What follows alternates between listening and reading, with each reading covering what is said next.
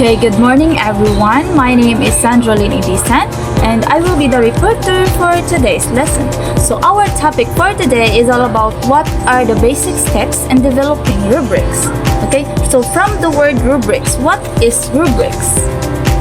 Okay, now rubrics is a guide that shows how your work will be judged or graded.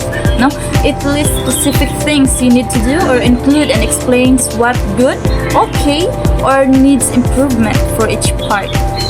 Okay? Okay. Now there are 5 basic steps in developing rubrics. So what are these?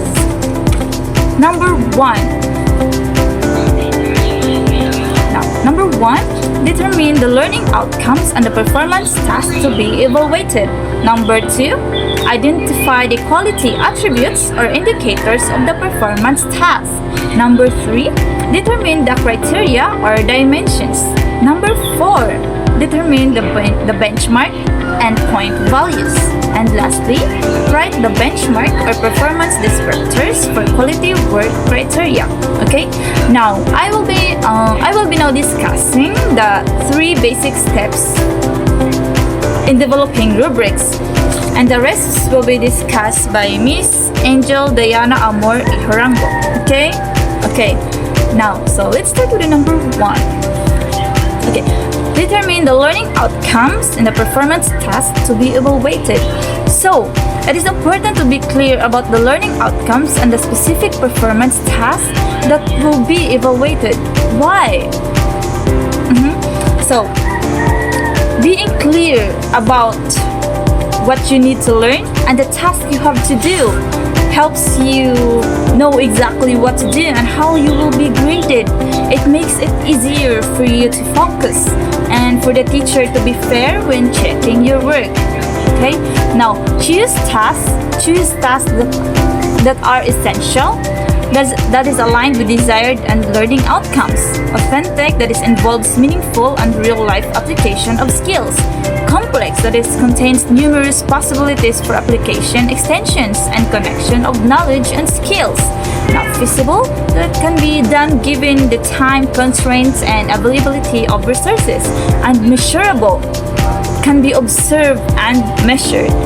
Now, to guide you in identifying the performance task that you want to be evaluated, ask yourself the following questions. Number 1. What learning outcome or outcomes are evaluated? Number 2. Which student performances or outputs in the subject are relevant measures of such students' learning outcomes? Number 3. Are all these tasks equally important? Okay. Number 4. Which is the best representation of the expected learning outcomes? Okay, we're done with step 1. Now let's proceed with step 2. Okay, now you need to identify and list all possible attributes or indicators of a good performance. This can be based from your own expectations and benchmarks explorers of work that reflect case standards. Now, from the word identify and list all possible attributes or indicators of a good performance. Now, so if you want to know what makes a performance good, you look for things like skills used, how well the task was done, and how fast or accurate it was, or how satisfied the audience or teacher is. Now, these qualities or signs are called attributes or indicators. Understand? Okay, now from the word own expectations, it should be from your own expectations, not from the others' expectations. Okay, now you may explore and specify the skills, knowledge, and or behavior that you will be looking to describe standard in one's performance. Be sure to limit the characteristics that are important. Okay, now from the word be sure to limit the characteristics that are important. Now, in making a rubric, you want to focus on a few clear, important points that really show how well someone did. Now, if you include too many details, it might get confusing. Okay, now so pick just the key things that really matter for judging the work. Do you understand? Okay, thank you so much for listening. Now let's proceed with step 3. Determine the criteria or dimensions. Okay, now cluster the list of attributes and or indicators into possible groups or categories and label the categories. So why do we need to cluster the list of attributes and or indicators into possible groups? Why? Because grouping the list means putting similar things together and giving a name to that group. It helps us understand and use the list better. For example, putting all the skills about doing things carefully in one group called carefulness. So it's easier to see and check. Do you understand?